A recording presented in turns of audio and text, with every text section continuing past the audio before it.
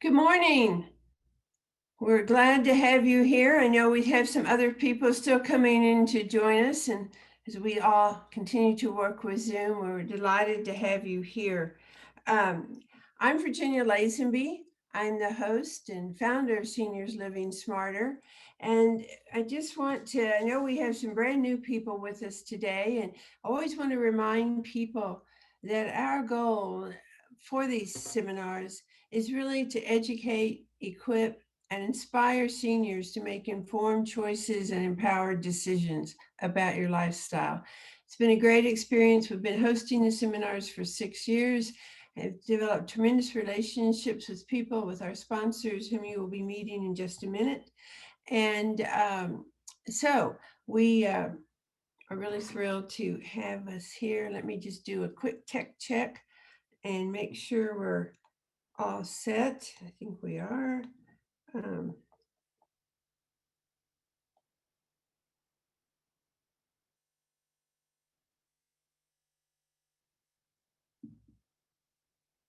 okay.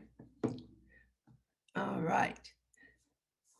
So Jeff, are we? Yes, we're ready now. Okay. And we'll explain the screens that have been rotating. We'll talk more about those items a little bit later, but want to go ahead now. So to also explain to, especially for those who are new, we've been doing these seminars now on Zoom since last April. We hear so much now that this is kind of the anniversary of the COVID and learning to deal with that. So Zoom has become something we learn to deal with. We love it, and we also get frustrated. Sometimes it doesn't work the way we think it will work, but we're doing well. We want to, and when we can, we will be returning to live seminars at First Presbyterian. We have to kind of still sort through COVID, and they had some water damage after our blizzard, and so we'll keep people posted. And even when we do return to live seminars, we will also be recording and have the seminars available. So I want to do a quick poll. We have this ready. The total of our webinars, this is our 10th one, because we started in April and we skipped December. So I'm curious, how many of the webinars, this is the ones via Zoom, not all the others before, how many of you have attended 1 to 3, 4 to 6, 7 to 10? So kind of interesting. Great. So, yeah, we got responses from, look at that. 29% have been to almost all of them. And I know topics will appeal to different people. So I think we can end the polling.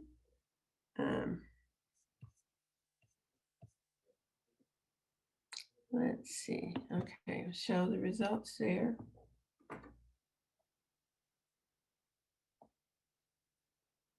Okay. All right. Well, I really appreciate those of you who stuck with it. And I know sometimes there have been some technical challenges. And, when we're in person, it's so much easier to adjust. But we're also glad we've had this opportunity to continue with education and supporting people. So what I would like to do now is to, well, let me do a little bit more introduction about myself. When I jumped in, I am a certified senior downsizing coach and a realtor. And I've just seen such a need for people to have information. This is how the seminars were developed. Along the way, we've had others who joined with me to be sponsors. These are businesses or services that share a commitment to the education of seniors. And I'm going to invite our sponsors to do a quick introduction of themselves right now, and ask them when they do introduce themselves to give a little tip or explanation of how they help seniors stay safe. Now, we often think of physical safety, but there's planning ahead, feeling more secure. So I thought I'd throw out a challenge to our sponsors to look at, share with us how they help keep seniors safe in a variety of ways. Let's go ahead and start with Silver Key Benefits today. Howard Polanski is with us. Good morning, everybody. My name is Howard Polanski. My business partner, Steve Dukovic, and I, we run Silver Key Benefits of Texas. We help you navigate going from the working world to the non-working world and everything that encompasses that. Um, One thing in term, so the kind of the gateway is getting people to navigate Medicare, figuring out what exactly is the right plan for them. Now, the issue with Medicare is that it does not cover everything. Most people primarily think of long term care, that Medicare must cover that. They don't. So, to kind of touch on Virginia's idea of safety, there is a nice little side policy that you can do in conjunction with Medicare known as a home healthcare policy. And that is whether Medicare pays or not, this will help you for various things such as skilled nursing care at your home, general nursing care, physical therapy, occupational therapy, even a home health aide. And although people look at it and say, I don't know, to sweeten the pot, they actually do a drug benefit as well. So if you take medications, especially on a consistent basis, that offsets the cost of this. It's a really nice bridge policy for that. You just don't know when you're going to get hurt.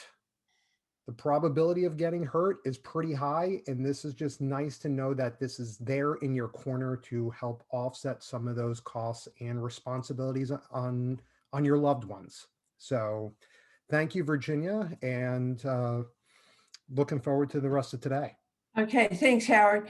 And that's why I appreciate having the sponsors with us, to keep us up to date in some areas. And Howard has often shared new situations with us or new policies that come available. So we appreciate Howard sharing that. And when we have on our website their contact information, they'll be glad to follow up with you if you reach out to them. I know when we had our live seminars, it was always great. Afterwards, we would gather downstairs in our resource area and people could go get more information from a group they might need. So, anyway, keep that in mind. Home health care, that policy. What was the name of that, Howard? Oh, wait, if he can unmute Sorry, himself. I just tried to be respectful and mute myself again. It's called a home healthcare policy. Policy. It's Okay. basically it's not a full-blown long-term care policy, but it's that nice bridge policy in terms of I don't know if I can afford a full-blown long-term care, but at least this gives me a stopgap for my family, my loved ones to figure out, okay, what do we do? Because we get about a year's worth of benefits out of this. And I Okay. don't mean I don't mean a calendar year. I mean 360 days of benefits. So yeah. So good. Little notes people may want to take and might want to follow up with Howard. I want to go to Stacy Scarborough next with Visiting Angels since Howard brought up caregiving and home care. And so always questions what insurance might cover. Does it cover? Well, let Stacy be our next sponsor. Hi everyone, my name is Stacy Scarborough with Visiting Angels Home Care in Georgetown. And as a caregiver agency, our number one goal and purpose in the home is safety. We are helping our clients who are a fall risk to prevent a fall. We can help find them resources or make suggestions for home modification. Do we need to pull up rugs? Is the lighting good? Is it too cluttered and we're going to trip over things? Do we have grab bars where we need them or the right equipment? So even though Visiting Angels can't provide that equipment, we can help make recommendations and find the right resources for safety. And then, of course, just making sure medications are taken correctly or on time. We can help make observations for family who live out of state if they're worried about mom or dad recovering from an injury or coming home from the hospital and they need someone to be there and give them updates on how that recovery is going. We can help be that facilitator as well. And right now, caregiver services are private pay, but also long-term care insurance will pay for home care. So either you have a long-term care policy, it's out of pocket, The VA will pay for services called the aid and attendance benefit. So if you are a veteran or surviving spouse of a veteran, there are some benefits out there for you as well. And then Medicaid will pay for some home care. So unfortunately, Medicare does not, but Medicaid, there are some agencies out there that have that contract that can provide assistance.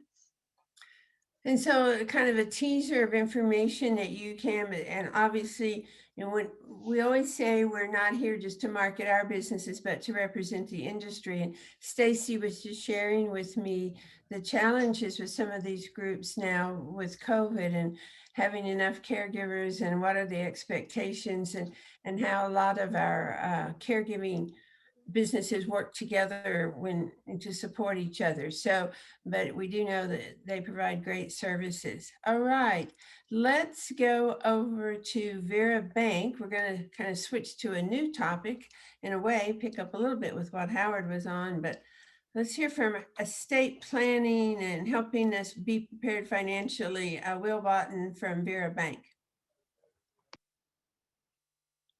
So you need to unmute yourself, Will. There we go. There we go. So thank you, Virginia. Again, my name is Will Boughton. I work for Vera Bank here in Georgetown. And I'm a fiduciary trust and wealth advisor. I guess in a nutshell, what I do is help my clients to essentially safely and predictably manage their assets through the stages of life that we go through, from building our wealth during our careers, making sure that we not only have enough, but also are able to enjoy our post-career years to the highest we can, and making sure that, looking at the issues surrounding, the time when we leave the earth, making sure that our those we care about are really well taken care of and our wishes are carried out exactly as we want them to be. But always doing this in a safe and predictable manner, that I guess in the most responsible and productive way possible. And to kind of tie this to the discussion today around selling our homes and downsizing, that whole theme, the largest liquidity events that occur in most of my clients' lives are around selling homes, selling property, and what have you. And a huge part of what I do is helping them to make the best possible decisions around how to manage that liquidity event to take the full advantage of it during their lives. So thanks for having me here, y'all, and I hope I can be of service. Okay, thanks for your support too. And the point that Will just made, I think, is so critical, that am I going to have enough money for my life? How much can I spend for my living? Often when people are trying to decide if we're going to move to an independent community, how long will I be able to afford that? Information is critical. I often visit with people who don't have the accurate information. They don't know how to project how long their funds will last. So it sounds like we've got a great person here who could help us with that. And again, we want to encourage our seniors to be informed and make really good decisions. Wesleyan, Christy Bryant could not be with us today. She was our resource person last month too. But with the Wesleyan, of course, they have the independent assisted living, memory care, and skilled nursing. In addition, they provide a home health care assistance with that, and they have hospice care.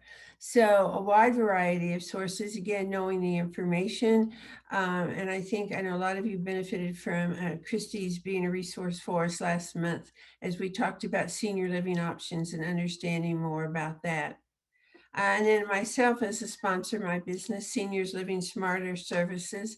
I am a realtor and a certified senior downsizing coach. And what my business is really about is providing full service in this whole transition.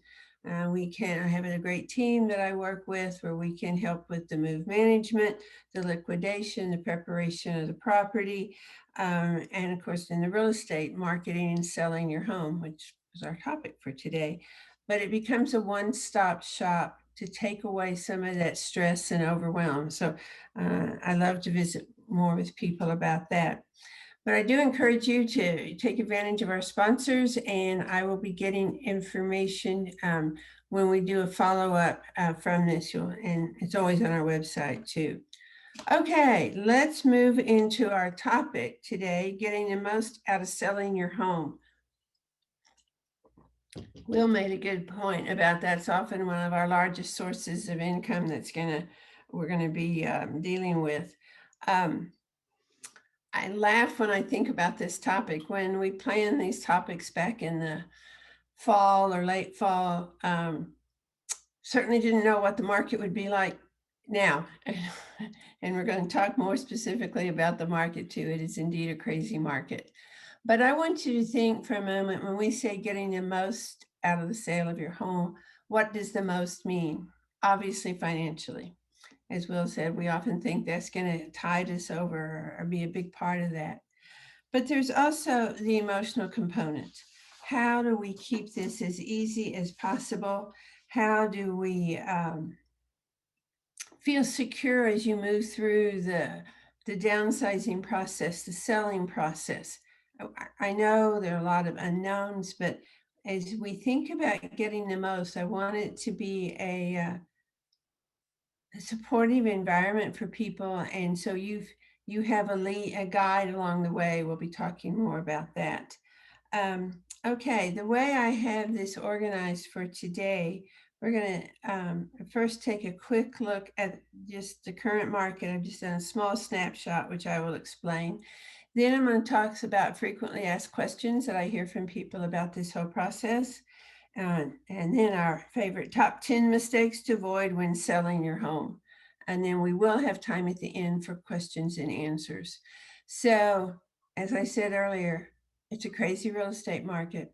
And to give you just a little glimpse of this, by what I mean, I picked up just the three main zip codes here in Georgetown. And so you'll see the category. I'm just comparing February of this year with February of last year.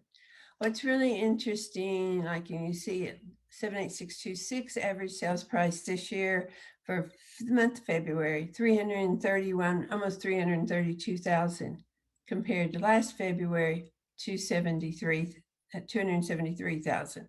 It's going up. Days on market, we're going to be talking more about this. This is one of the major differences we're seeing. This year, when we say days on market, that's the number of days it took from when it hit our multiple listing service to go on the market and went under contract. Now, it doesn't mean it's closed. It's going to usually be 2 or 3 weeks for a cash sale or 4 to 6 weeks for a loan. But this is what we're dealing with. This year, from the time of putting on the market we have under contract, the average for February was 23, and I predict it will just be a lot shorter this month.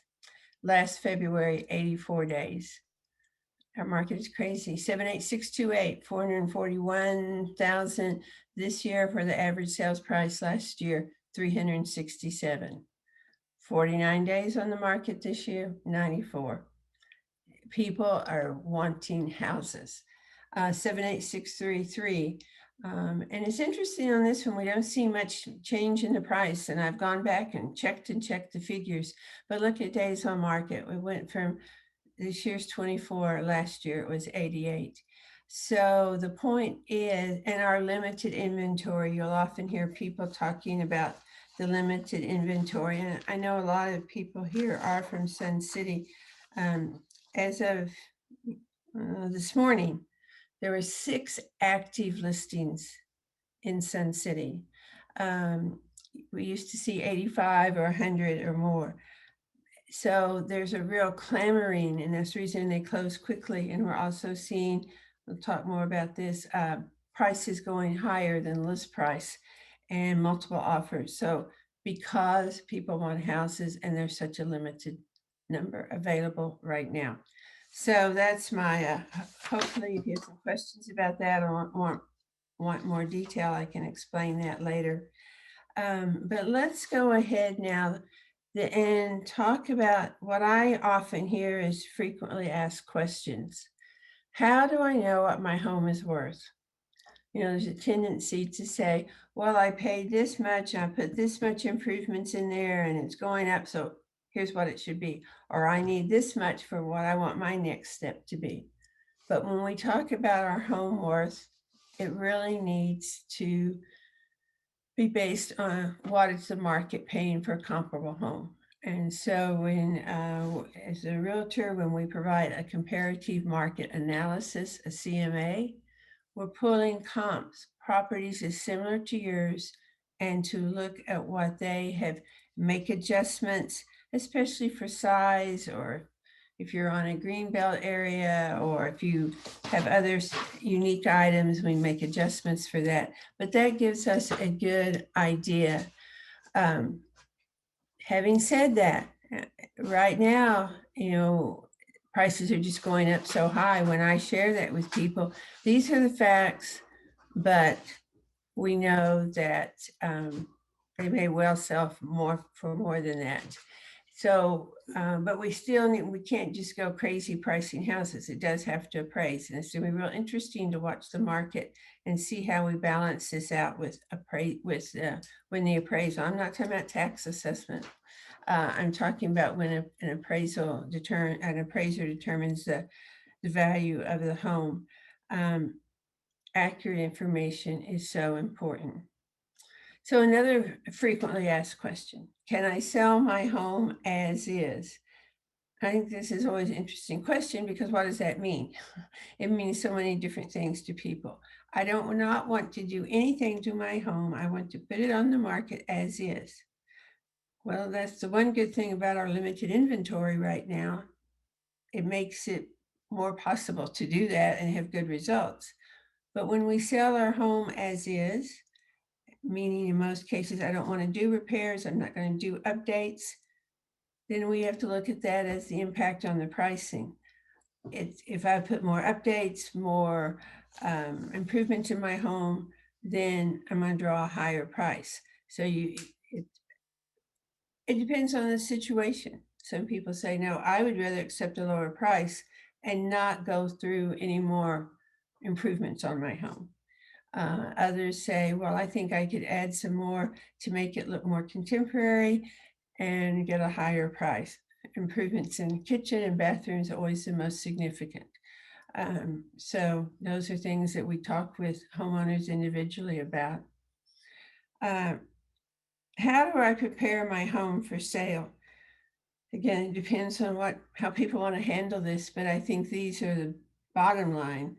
If you're putting your home on the market while you're living in it, we really need to declutter, put away, go ahead and start packing for your move, or start donating things, or stacking things neatly in your garage or wherever for liquidation.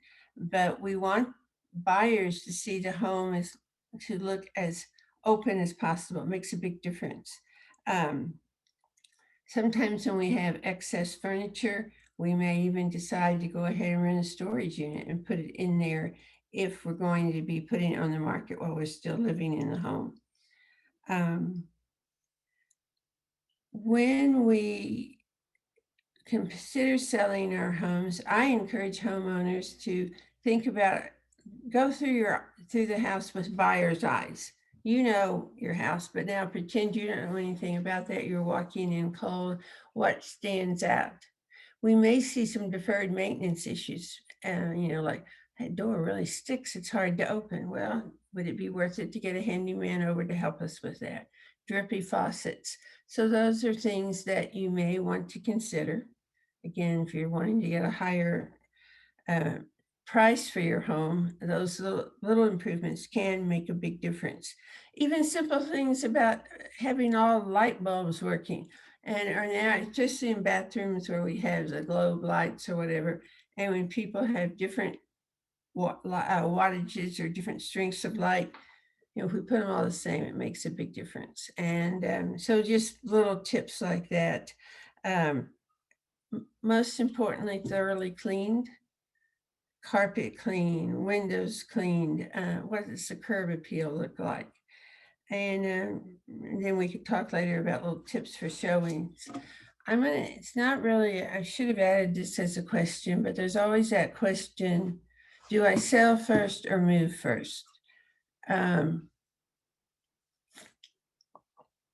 I think we've grown up or over the years, oh, a house sells so much better when it's furnished, so don't move until you've sold your house. That's one school of thought. I think you have to look at the overall picture. Some of us at this stage of our lives, maybe we have more mismatched furniture because we want the comfy and we don't care so much what it looks like. But we want to look, what does the buyer see? So I often encourage people to go ahead and move. And also in this tight market, you don't have a lot of time after the house is under contract and before it closes. So you want to have a game plan.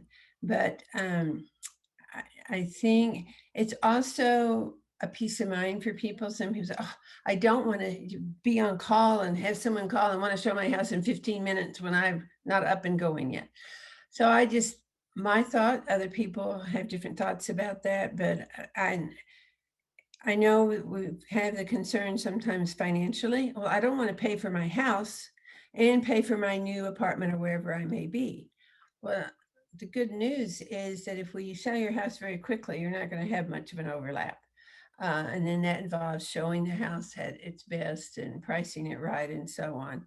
But when we think about that length of time again, and going back thinking about the market and what it's doing right now, I don't want to jinx it, but we are often seeing if we put a house on the market, we often like to do it like on a Thursday, get a benefit for people seeing it over the weekend.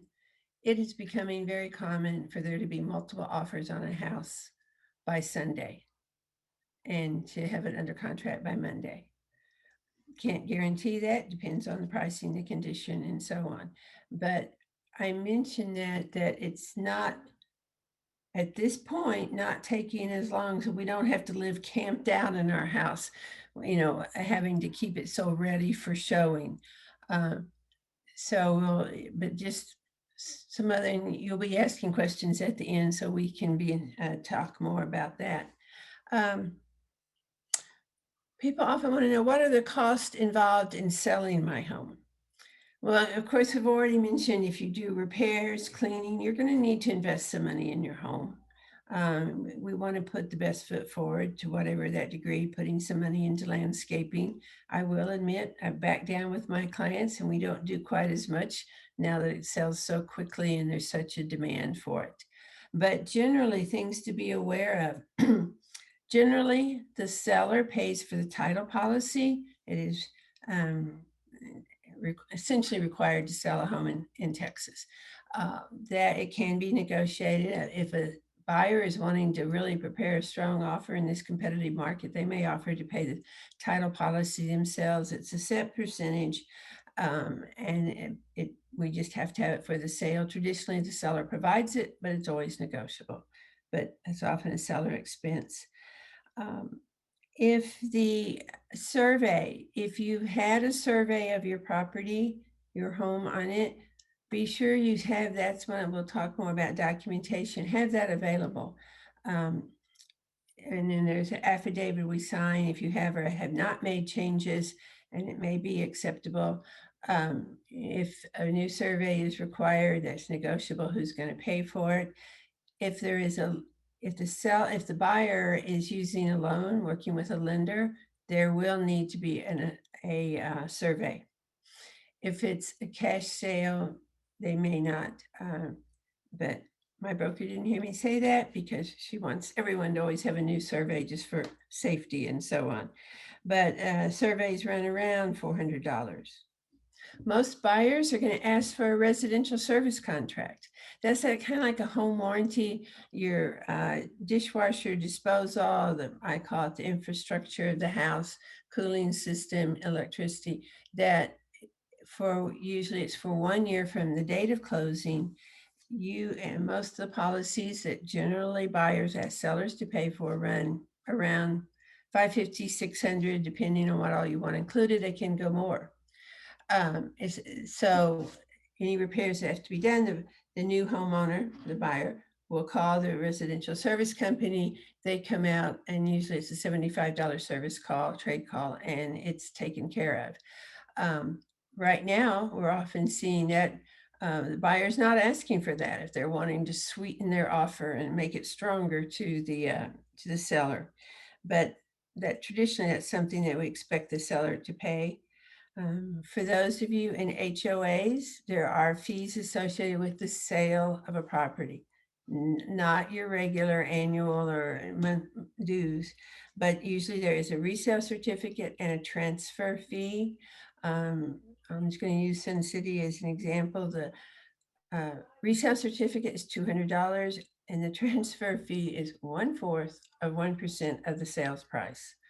Often sellers and buyers split that. But again, now we're seeing some buyers say, I'll pay for it. I just want the house. They're working hard to get the best offer out there.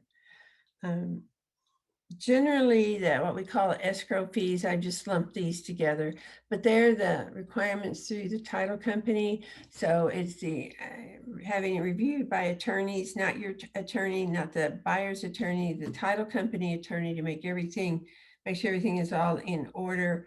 There are just a lot of little fees associated with that. When I'm estimating, I estimate around $500 for the escrow fees. And then, of course, there is the compensation to the realtors. And that is agreed to in your listing agreement. What you will pay, the seller pays that, and then it is divided between the listing agent and the buyer's agent. There is no set fee. It is negotiated. Look carefully at the quality of service. Yes, the dollar may be the most critical thing to you, but just be aware of what services you will or will not receive from your realtor. Okay, let's see. Oh, and then I already mentioned cleaning and if you're doing any repairs. So those are kind of the top things that are the cost involved in selling your home. So what should I expect when my home goes on the market? Well, in this particular time frame, expect to be busy going in and out of your house if you're still living there. People will, in a way, if you're there, if you're still occupying the home, the way sales work in Texas, which may be different than other areas, the buyer's agent who wants to show the home contacts the owner directly. Now, if no one's living there, that's great. As realtors, we love that. We can just go very easily, and it's all very secure with our lock boxes. But be prepared for a lot of activity in this market. And what should I expect? I may wait and see if there are any more questions about it, but you may well be receiving multiple offers in a very short time period. And this is where you need the guidance of your realtor, that they know how to handle multiple offers. You may have 2, you may have 5, and there are lots of ways that we can respond to that. It's really the seller's decision, but the realtor needs to be giving guidance and help you understand that. We often think, oh, we'll get into a bidding war. We're going to have highest and best offers. And that is one strategy. Some people, not so much in this market, but before, they say, I'm not going to play that game. I'm out of here. And so we lose some buyers that way too. But now, because of the limited inventory, we often see buyers offering more than sales price just on their first offer. It's up to the homeowner, guided by their realtor, on how do they move ahead with that, or do they not just sit on the offer, but do we want to have a short period of time to see if we have others? And that's often now we're seeing over a weekend, and then on Sunday or Monday, we'll review the offers and respond to one. You can't be negotiating with different parties at the same time. It's one. But it's not just the highest price that's significant. But what are the other terms? Some of those expenses that I just detailed, the title policy, the resale certificate, transfer fee, other things that the buyer may pick up that normally are seller expenses. Close date is a big item. How quickly can they close if that's advantageous to us, or maybe we don't want to close that quickly. We need more time if we're still living in the home. So there are lots of different considerations, not just jump at the one with the highest price. And we often hear, and your realtor guides you on this, Yeah, we love cash sales.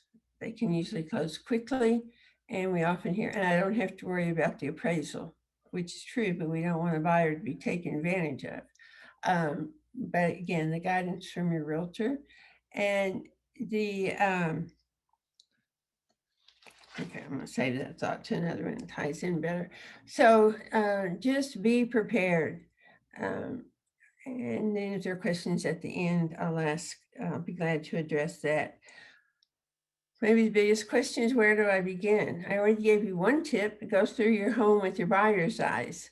Maybe invite a friend to come over and have them pretend that they're a buyer and see what their reactions are. We know we're all different. Some people want to see a house that has not had a lot of updating because they say, oh, good, I can make it what I want. Whereas some people say, no, I want to see the updating done. I'm not going to mess with that kind of stuff. So unfortunately, we have different buyers.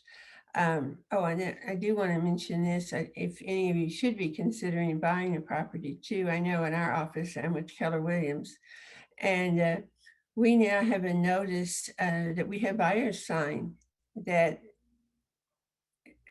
tells about the condition of the market, meaning that often homes are going for above the list price. And are you going to get your money back out of all of that in the next few years? We don't know what the market will do, but it's a tricky thing. Sellers, it's great to see these prices going up. Buyers, beware. So that's just an important thing. Another one on the, we said go through with buyer's eyes. Where a big one is, where are you going? In this day and time, we can't say, well, I'll put my house on the market and see what happens, and then I'll figure out where I'm going. Well, you may find yourself homeless because if it's a great offer and they want that house in 2 weeks and you don't know where you're going and haven't made arrangements, there are going to be some sleepless nights in there. So have your destination planned. Also, I've talked about the role the realtor can play in advising you, guiding you. I think selecting, engaging a professional realtor early on so we can plan with you can make a major difference. And check out the services very carefully, what's being offered. Yes, we see discount. Just beware of the kind of services that are offered and the kind of services you would like to have to make the sale as easily as possible. Okay, let's turn now to our top 10 mistakes to avoid when selling your home. And you'll be getting this information in our follow-ups to you as well. A lot of these we've already talked about, but I just want to highlight them. Setting an unsubstantiated asking price. Well, my neighbor's house sold for this much and now it's even a hotter market and I'm just going to stick this price on it. Well, you can do it that way, but we hope you're making more of a professional decision. So that's what we mean there. But I do know when with buyers or with my, when I'm working with a seller and I'll say, here are the comps, but then they go, yeah, but I want to ask more, and we can usually do it. I've been very surprised, and then we get offers exceedingly above that. It's very nice for the seller. This is an interesting one, making unnecessary or inappropriate updates. Our favorite word, it depends. It kind of depends on your neighborhood, your price range. Do I really need to put in that new granite countertop, or should I sell it with whatever is there and let the next people make their own decisions? Especially flooring, that's always a hard one. Well, I really need to put in new carpet. And you do that and the house closes and you drive by a little bit later, your neighbor calls, all that new carpet you put in, it's out by the street, they're putting in wood or whatever. So seek the guidance of your realtor, look at the market, and make appropriate updates. If it's something that, shiny brass, we're about to get most of that shiny brass gone, which means it will probably be coming back in soon. But that's always one of those things. And some people are glad it's on there because they want to replace it with whatever they want. So again, we've said that before. not disclosing possible issues, our seller's disclosure. As a seller, you will fill out a seller's disclosure. You are disclosing what you know about your property. And it's just something we have to make our own decisions on, but it's best to say it. If you're, if you've had termite damage and there is the questionnaire, have you had damage? Was it treated? Answer the question, give the information. If you know that you have an attic fan, but it's not working, go ahead and disclose it now. One of the things that can happen is if when the buyer makes their offer and they knew that was that condition, generally then we wouldn't agree to do a repair after the inspection report. But if they didn't know it wasn't working and they made an offer thinking it was working, then that may be a repair they ask for. But yeah, the disclosures can create some interesting discussions. You make your decision and be as honest, and it is really to protect. And there's some other products out there now that we can recommend to help protect you from the information you provide, or making sure that the information is accurate and to the best of your knowledge. We're not electricians. I don't go flip every switch and plug in every light, every plug. I don't go up in the attic and check up there, but disclose what you do know. Failed thermal seals in windows, that's one of my biggest issues. The cloudy windows, when there gets to be moisture between the panes, and some people say, well, it's not that bad. If it's a really cloudy window, I think it would be advantageous to either replace it or to, list that. But there are different degrees of what people think needs the clarity of the window, what people think is important. Inadequate documentation. This is where we want to make sure that if you have information about heating, cooling, water heaters, those are some of the main things people want to know, the age, and it's not asked on our seller's disclosure. On our seller's disclosure, the only thing that ask age of is the roof. But we also want to have the documentation of roof, who put it on, have a copy of the warranty. They'll say the warranty is transferable. Make sure you are aware of how that works and who has to take care of that.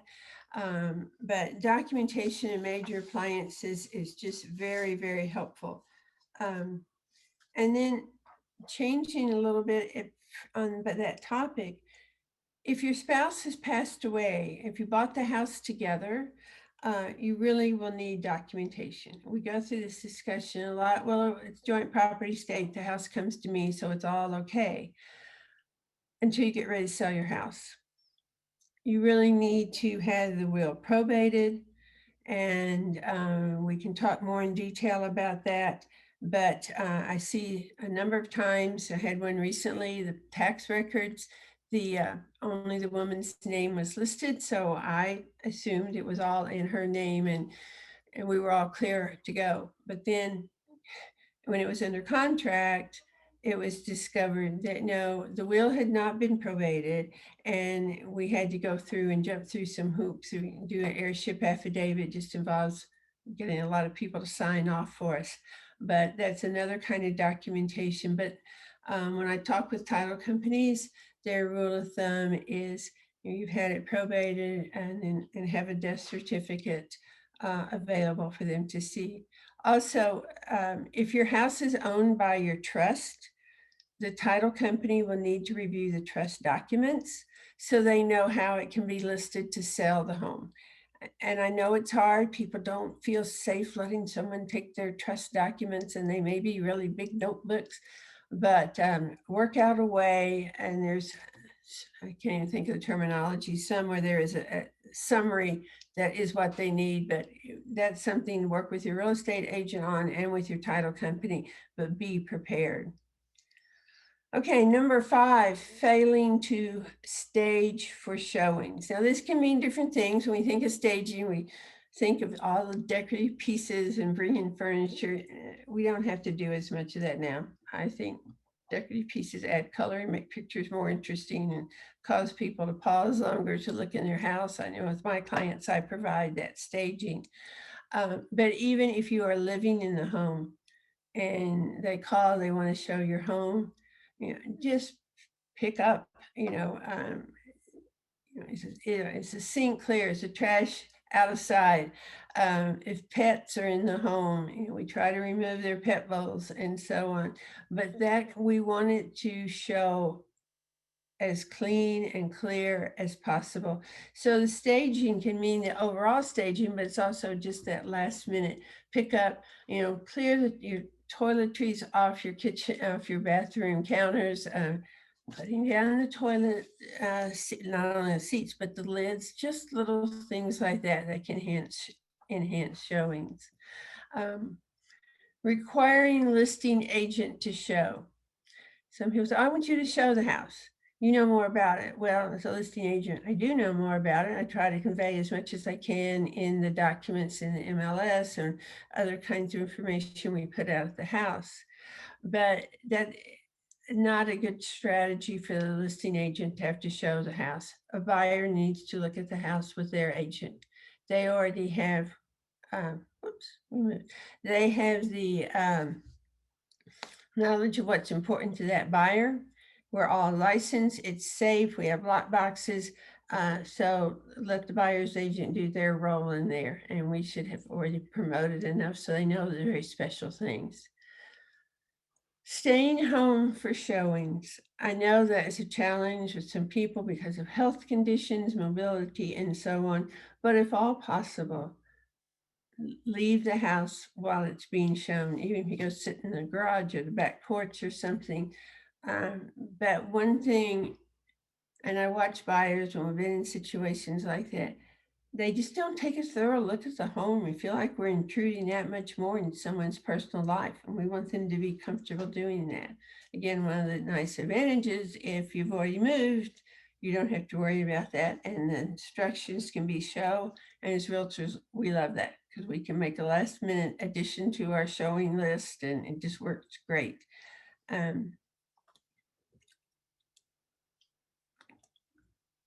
Number 8, ignoring showing feedback. We don't always get feedback from realtors, but hopefully from realtor to realtor, it's not for the homeowner to call the realtor and get information. Your realtor needs to be doing that, seeking information from someone who showed the home. It just may be that floor plan didn't work for my my buyers. Sometimes we will get more feedback. Well, there was kind of a cat odor throughout the house, or whatever it might be, it just hadn't been mowed and it just looked messy outside. Well, if we get that feedback, hopefully we're going to try to remedy the situation. So I know one house I had listed several years ago, the woman loved to cook, and she was from Korea, and she loved to cook Korean foods, and there would be rather strong odors in that house from the food. So that was always interesting feedback that we would receive. Number 9, not being prepared, having a game plan. I already alluded to that when we talked about when to put it on the market, but we really need to know where we're going, and I still say hopefully already have moved. And so a sequence can be move, liquidate, get the stuff out of the house, get it cleaned, and get it on the market. And we can do that very quickly. Number 10, not hiring the right real estate agent. Well, I know one I'd like to recommend right here, but it has to be someone you feel comfortable with in terms of their real estate skills. I think personal skills, some people we connect with and some people we do not connect with. How will they market the home? How have they determined the recommended price range for the home? We are professionals, and I hope you will expect that from your agent. I know there, like we say, a discount sometimes where they don't even, well, I've had one we've been dealing with. I showed the home, or I previewed it for buyers, and the homeowner is the one who was there at the house, and she kept following up for what more information because their realtor was from out of town and did not appear to be providing service. So just again, you may save money, but are you getting the service that's really important to you? So I would like to, because I have a feeling we've covered a lot of topics, that there may be a variety of questions. So I would like to encourage people to go ahead, and if you have a question, if you'll raise your hand, we'll call on you then, and see what we can come up with here. Any questions that people thought of? I know some things we went through more thoroughly, others very simple. So questions? Ooh, no questions. Thanks, Judy. Okay, Judy Mayo. Let's see if we can get Judy up here. Okay, Judy, can you unmute yourself? Well, I've done my part. Okay, there you are. Hi, Judy. Hi, Virginia. We have been wondering about solar panels. We have solar panels on our house, and we don't know if that is good or bad. I mean, we've enjoyed them, but selling the house, where do you stand on that? The standard answer, it depends. I certainly would not take them off. I mean, if they're already on the home. One thing that's good, I know when I've sold a couple of them with solar panels, we made sure we emphasize the benefits of the solar panels. So they had prepared a nice chart showing the money they were saving. And you know, some people say, well, they're not very attractive, but perhaps if you're saving enough money, that will overcome that. But having the information about it, Judy, and what it has saved you is very helpful. Okay. I think they're attractive. Okay, there you go. We just have to convince your buyer to do that too. Jim Norton, you always have questions. What's your question, Jim? Your hand's not raised. I thought I put you on the spot. Anybody else? Oh, you're a quiet group. Oh.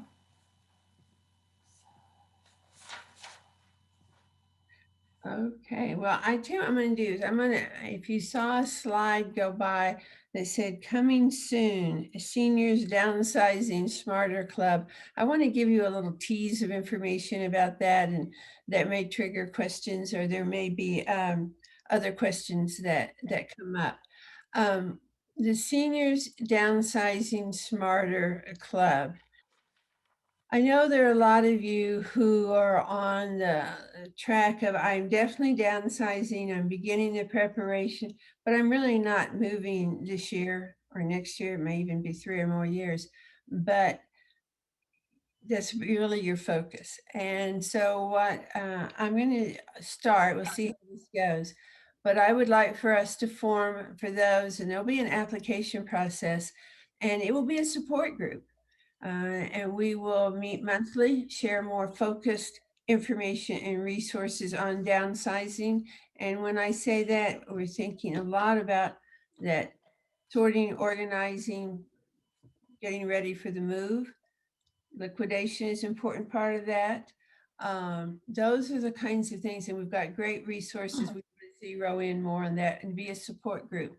I know several of you were on our call in November when we had a surviving downsizing, and Cheryl Wills was on that call. I think she's going to be with us on our Seniors Downsizing Smarter Club as an alumni, but to be available for to share information. And so there's a feedback form at the end of this, or there'll also be one in the materials you get, that if you're interested, to let me know. We want it to be a small group. We don't want it to be a large group, but truly I see it. I talk to others around the country who are doing something similar. It can be a very powerful hand-holding part too. I've had people say, oh, I have all these questions, but I just, I don't want to take your time with them. Well, that's the reason we're offering this group, is to give us a time and people feel more comfortable and asking questions or asking for resources, I hope. And so I'm looking forward to that. The first meeting that I have planned will be Thursday, April 1st. I'm hoping to do them on the first Thursdays. We got to verify for sure a venue, and so we may have to have some schedule changes, but I will share more in depth on April 1st and you'll get information about that. So I want to go back now. I see Jeannie Laswell has a question.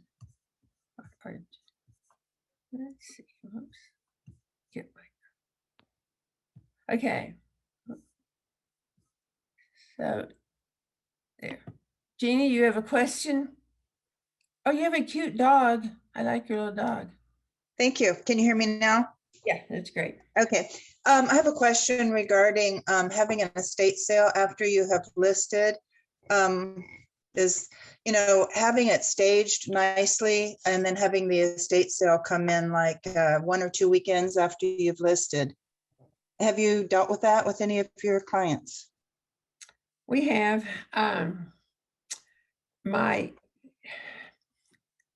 it's always a timing issue, and I understand. I think the challenge I see with that, again, with this market being so different, maybe it's different, but and I've been in homes, they weren't my listings, but I was showing them, and they were getting ready for the estate sale, but it was already on the market. But to get ready for an estate sale, you have to pull all that stuff out and you have to organize it, and it fills up the house. And those are some concerns I have. I think I generally recommend that we do that before we put it on the market. Here's another question related to that, and then I'll see if you have more, Jeannie. Well, I don't know when to schedule the estate sale because I want to leave my furniture in the house, and then when the house is under contract, I will have an estate sale. I think that is a real risk. And the reason I say that, when it goes under contract, if it's a cash sale, the buyer is probably going to want the house in 2 or 3 weeks. Your estate sale person may not be able to do it in that time frame. Even if it's a loan involved, it's usually 4 to 6 weeks. So it just adds that extra how to balance it all. But if we have it all taken care of, again, different situations, but that's my first recommendation to people. Also, I'm going to throw this out. We've talked about this time to time, but as I've said before, I think sometimes we've oversold the idea of the estate sale being the way to get rid of stuff. It may or may not work. And what I mean by that is we need to have, I have a great estate sale liquidator that I work with.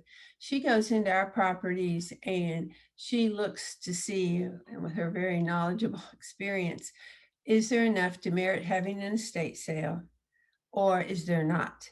And in this particular option, then she would do it offsite or do a buyout. And sometimes that is a nice option to have there. When we look at estate sales, yes, we want the large pieces of furniture or special items to attract people, but yes, Corningware and knickknacks are important to have out too. But a good estate sale person can really assess that and determine the best way to go. And then that fits, then you can determine the timeline too. Did that help? Yes. Okay. Thank you. Thanks for asking. Any more questions?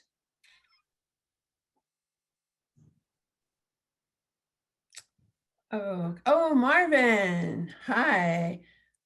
Oh, did Marvin just take down your hand? I scared you, Marvin. If you have a question, raise your hand again. Okay, there he is. Hi, Marvin. Let's see. Hi, how are you? I'm fine. What's your question? My question is that we believe we need to downsize. I mean, we just got a lot more room than what we need, but our problem is what to downsize to. And the only choice that we're looking at is buying another house. We're not really ready to move into any kind of a community or that sort of thing. But we're looking at other houses. Well, financially, I'm going to have to put everything I get from our house sale into a new home. So I've just increased my equity by a whole bunch. Mhm. And I really don't want to have that much equity tied up, because the housing market's probably going to go down sometime. So, we're just kind of talking in circles between my wife and I, not knowing just what direction to go. Is there anything else other than community living or buying another house to think about? Well, the apartments, there's some condos that can be a nice, perhaps in between step that can work well. And so again, we have to, look at what are we trying to accomplish? Besides the trees in the front of your house are beautiful, Marvin. But when you decide that that home is too large, and so then you're wanting a smaller space, you still want a neighborhood you'll feel comfortable with. And there's some great condos. I'm not trying to plug, and they're, Oaks at Wildwood has some lovely condos. There's some smaller homes, because we've got the Sun City and we've got Heritage Oaks, but over there behind off Booty's Crossing, there's that kind of Circle Street, I call it that, or Oval, the Village, and it's there are other smaller homes there, a little bit, and they're aimed for seniors with lower, smaller yards, less upkeep. There are no amenities or anything, but they're neat houses. And so there's some of those scattered around.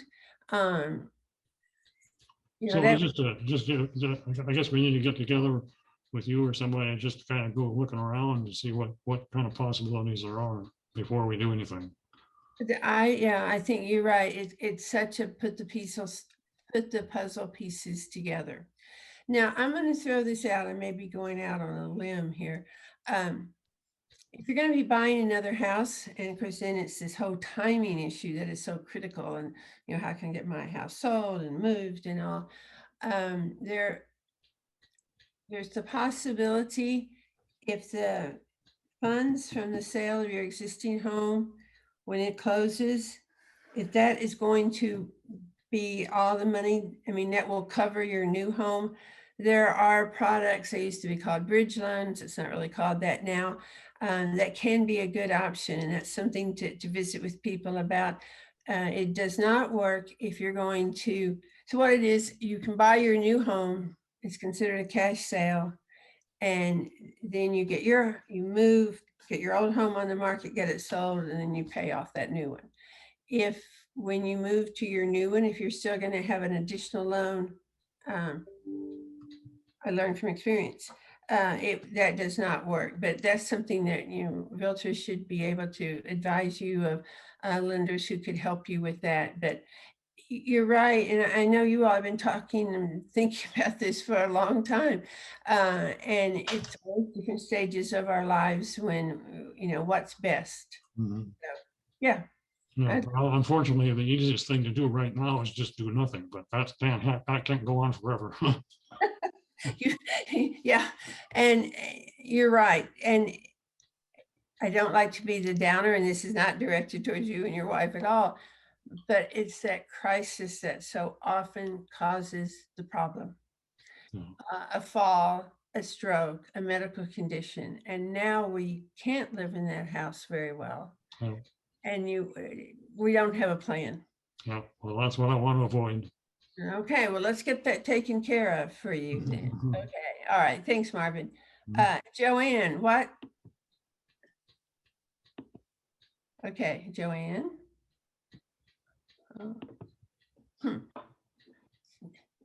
There you go.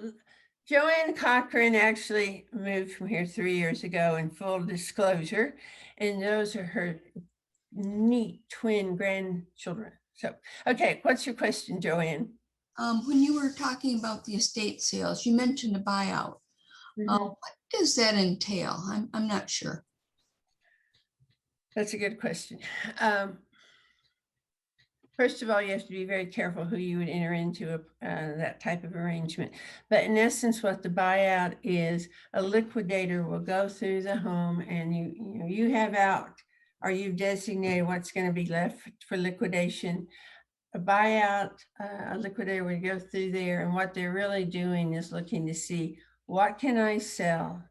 What could I sell it for? And they're going to offer to take everything. On a buyout, then there can be variations, but often I know I'm going to be able to sell whatever I think we'll be able to make $3,000, but I'm also going to be hauling off a lot of junk. I'm sorry, say not your stuff, Joanne, but you're going to, they're going to really, they're taking the risk. And so sometimes we're very disappointed in those prices, but I remind people, estate sale, buyout, whatever you're doing, our goal is to get rid of this stuff. This is not the time to make your fortune. But a buyout, if there are special collections, special art, if you have a knowledgeable person working with you, they are going to, be able to research that, and they will come in, and there are going to be variations, but okay, we've come to an agreement. Here's your check, and I'm taking everything out of your house. And here's something I think is important to people I work with. Should, when they're going through the stuff that you decide you don't need, should they find something that looks like it is a personal family item, or it proves to be more valuable, a reputable liquidator should check back with you and let you know that. And that's important. I think one of the biggest challenges on a buyout, or even a estate sale, is when the liquidation person is planning and they've come through my house and I say, oh yeah, this is what's going to be here. And then 2 weeks later, my kids come to visit. Oh, Mom, I do want that. Oh, I want that. I want that. And they start taking stuff away. Then the liquidator doesn't have especially the good stuff to work with, whether it be an estate sale or a buyout. So there is a contract that they will have you sign, that you all are working together on this. But I've just seen awkward situations. Well, she just wanted that music box. Well, the estate liquidator was really counting on that music box, to be an income generator. So we just have to be careful about that. And yes, we're not going to prevent you from giving it to a family member, but that may lower what they were going, the estate liquidation person was going to offer to you. Does that make sense? Absolutely. Thanks. Okay. Any other questions? Oh, okay. Don Garby, what's up with you? Okay, can you unmute yourself, Don? I've done my part. There you go. Okay. We have made some sort of hidden improvements, some when the house was built. And if you don't think of them, like 20 years ago, we moved in. One of the items that we did was to sound insulate all of the inside walls. Okay. Our living room TV set backs up to the master bedroom. I don't know how much of a difference it might have made, but I'm glad that we did do that. Mm-hmm. And especially if you're no longer living when your house goes up for sale, having a list of these unique items that are not obvious or visible is a help to both the buyer and your survivors who are selling the home. Absolutely. So to keep those list materials, but if you can keep an eye, or even going back, and especially that would be, I think, a bonus. May not be as important to some people, but anything extra to our homes, if we can add that, if you put the value, it doesn't mean you're going to get penny for penny, out of that. But you're so important, and I see families so struggling. I'm working with a family right now where both parents passed away, and the kids are now trying to go through all this stuff and make sense of it. And it's just helpful if we have more specific information at our hands. So thank you for that suggestion, Don. Okay. All right. Well, I think we've answered people's questions today, I hope. I want to thank you for taking time to be here. I hope it's been helpful for you. We have a feedback form that's going to be coming up, I believe, as we wind this down, or then you also get one as a follow-up with the follow-up materials. But, you know, it's interesting for me to know what's something important you took away. We're all in different places. Oh, I think we have a question. I'll see. And that's helpful for me. Our feedback form will also, it's also helpful to know how you learned about the webinars, because I know we have some brand new people on here today. That's great. In some cases, it may have been a community who recommended, you know, these seminars. Our sponsors may have called them to your attention. And it's nice for me to know, so I could reach out and thank people for that too. Friends, I know we have a group here from Chuckwagon Trail today. But knowing, I want to be able to thank people, and I thank you for coming. Catherine, did you have a question?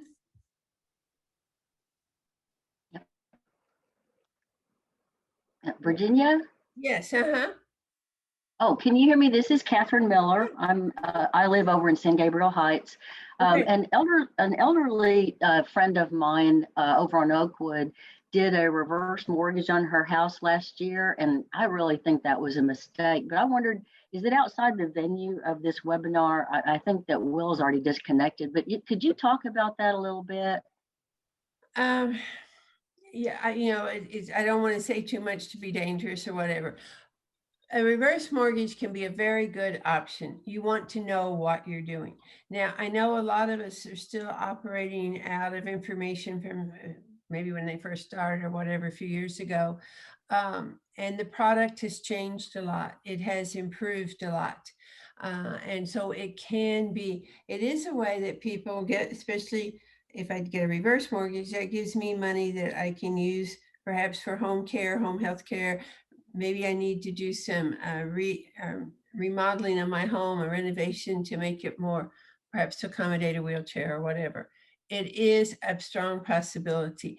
I can give you names of people who deal with reverse mortgages. I know they're very honest and can answer a lot of questions.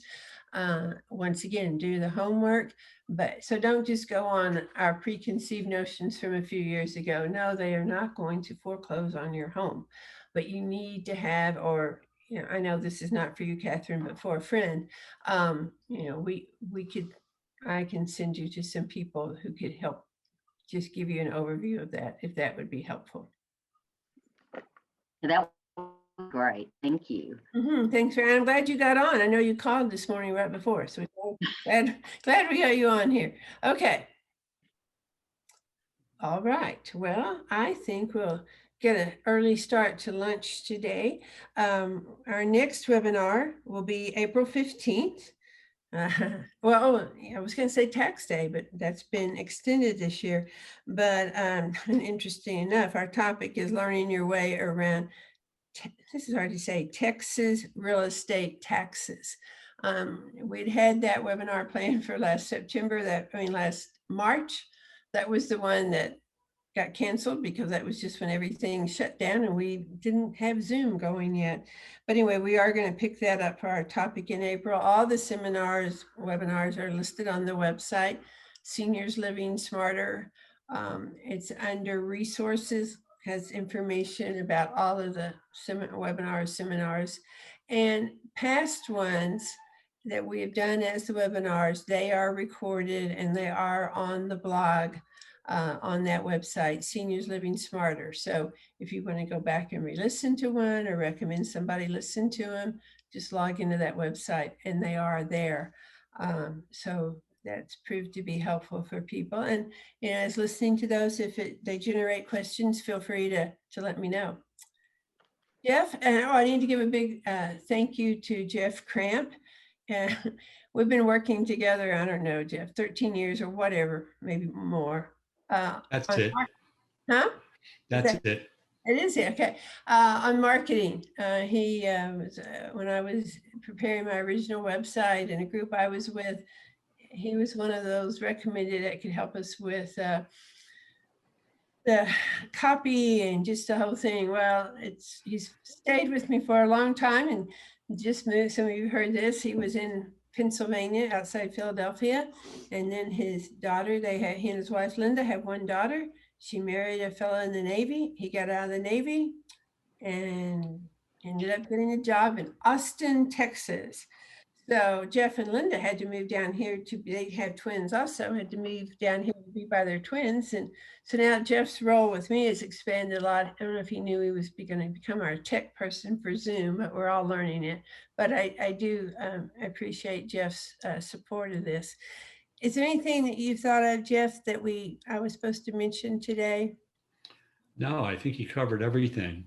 I did think of one thing that I mentioned to you about Yes. when about disclosures.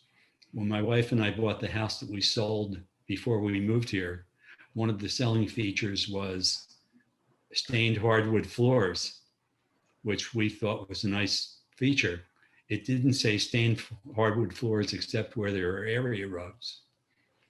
So when we took possession of the house, it looked like it had islands all over the place. Oh, That would be interesting. Jeff, also, that reminded me, you had sent me another note yesterday about something we might want. I'm going to mention that right now. We talked about, selling as is or the offers we get. We don't see quite as much of that now with our market being so fast paced. But last year and before, when houses would stay on the market for a longer time, sellers would get these irresistible offers. I'll pay cash for your house. We'll close in a week.